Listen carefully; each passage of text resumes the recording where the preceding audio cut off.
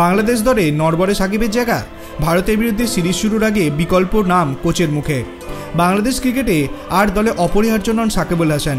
ভারতের বিরুদ্ধে test series শুরুর দুদিন আগে তেমনই ইঙ্গিত পাওয়া গেল বাংলাদেশের কোচ চন্ডিকা হাথুরুসিংহের কথায়। সাংবাদিকদের মুখোমুখি হয়ে তিনি জানালেন প্রাক্তন অধিনায়কের বিকল্প তৈরি করে ফেলেছেন।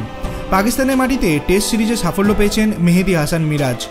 রোহিত শর্মার দলের বিরুদ্ধেও তরুণ স্পিনার অলরাউন্ডারের ওপর অনেকটা নির্ভর করছেন বাংলাদেশ শিবির। মেহেদীর উন্নতি দেখে দারুণ খুশি বাংলাদেশের কোচ। তার মতে বাংলাদেশের আর কোনো ক্রিকেটার গত কয়েক বছরে মেহেদীর মতো এত উন্নতি করতে পারেনি। হাথুরুসিংহ বলেছেন, আমার মতে গত 5-6 বছরে বাংলাদেশ ক্রিকেটের মধ্যে সবথেকে উন্নতি করেছে মেহেদী।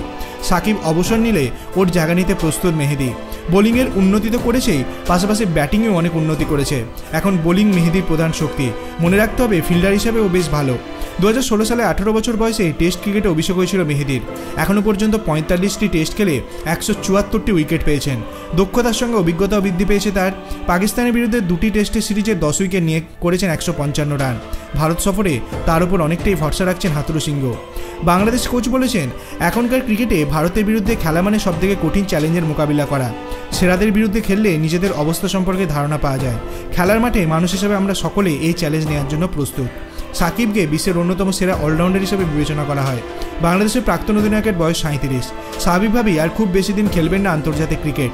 বাংলাদেশ দলের ভারসাম্য অনেকটাই নির্ভর করে তার উপর। হাথুরুসিংহের মতে সাকিব অবসর নিলেও সমস্যা হবে না, কারণ তার অভাব পূরণ করবে মেহেদী।